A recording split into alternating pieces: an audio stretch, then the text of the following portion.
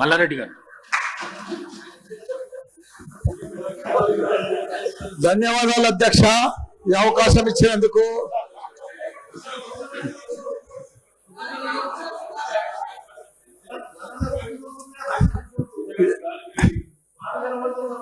సరే, పెళ్లికి వచ్చినా రాకున్నా కానీ ఒక అధ్యక్ష చాలా బాధాకరంగా ఉన్నది, చాలా ఇబ్బందికరంగా ఉన్నది. మా ఇన్ఛార్జ్ మంత్రి వల్లనే నాకు. ఎందుకంటే నేను సురువుల మా శ్రీధర్ బాబు మాకు ఇన్ఛార్జ్ వస్తా అంటే నాకు మంచి మిత్రుడు ఆయన. నాకు అప్పుడు ఆయన మంత్రి ఉన్నప్పుడు 2009లో నా కాలేజీలకు హెల్ప్ కూడా చేసిండు ఆయన. కానీ అట్లా వచ్చినందుకు ఇప్పుడు మళ్ళా మాకు ఇన్ఛార్జ్ మంత్రి అయినందుకు చాలా హ్యాపీగా ఫీల్ అయినా. కాకపోతే ఇప్పుడు ఎంత బాధపడుతున్నా అంటే అంత బాధపడుతున్నా, భరించలేను ఆ బాధను. నా గుండె ఇట్లా బాధతోటి భరించలేకపోతున్నా. ఎందుకంటే జవహర్ నగర్ అనే ప్రాంతము నా గుండెకాయ. అలా ప్రజలకు చెప్పిన, అందరికి చెప్పిన, దాన్ని అంతా కూడా జిహెచ్ఎంసి మొత్తం చెత్త అంతా తెచ్చి కొన్ని ఏళ్ల సందే అడ్డే వేస్తున్నారు. పర్లే వేస్తున్నారు, అది కాంగ్రెస్ టైంలో సందే వేస్తున్నారు, ఇప్పటిదాకా కూడా వేస్తూనే ఉన్నారు. కంటిన్యూ కాంట్రాక్ట్ ఉంది వేస్తున్నారు. మీ దాంట్లోనే కంటిన్యూషన్ అని చెప్తున్నా. నా జర ఓకే అవుతా, నీకు దండం పెడతా. ఎందుకంటే ఆ చెత్త వేసినప్పుడు నేను మంత్రి ఉన్నప్పుడు మా కేటీఆర్ గారు 500 కోట్లు ఇచ్చిండు. చెత్తతోటి కరెంటు తయారు చేసే ఉత్పత్తి ప్లాంట్ ఆడ తయారు చేసినాం. దాన్ని అది కాకుండా 144 కోట్లతోటి క్యాపింగ్ పెట్టిన, మొత్తం మట్టి పోసి గడ్డి పెట్టి అది గుట్ట లెక్క తయారు చేసినాం.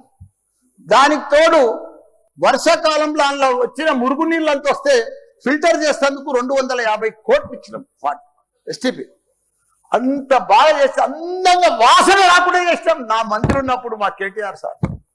అటువంటిది ఇప్పుడు 2 సంవత్సరాలు 4 నెలల సంది భరించలేము. కొత్త గుట్ట చెత్తకుండి తయారు చేసారు, కొత్తది ఒకటి.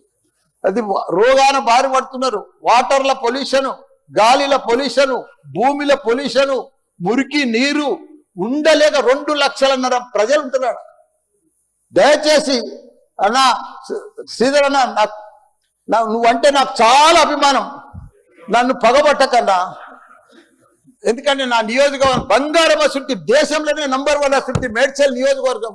దాన్ని తుకుడలు అచలం కుతలం చేసేది. దాన్ని ఇప్పుడు దాన్ని 61 గ్రామాలు ఉంటే, 3 మున్సిపాలిటీ కార్పొరేషన్లు ఉండే, 7 మున్సిపాలిటీలు ఉండే. దాన్ని తీసుకుపోయి మొత్తం జిహెచ్ఎంసీ చేసిరు. ఇప్పుడు 16 వార్డులు చేసిరు. దాన్ని ఒక మోరీలు లేవు, రోడ్లు లేవు, డ్రైనేజీలు లేవు, కరెంట్ స్తంభాలు లేవు, ఏమీ లేదు. ఇంకా మారుమూలు గ్రామాలే ఉన్నాయి, పెంకిటిల్లే ఉన్నాయి. దాన్ని తీసుకుపోయి జిహెచ్ఎంసీలో కలిపారు. హైదరాబాద్ మస్తు డెవలప్ అయింది.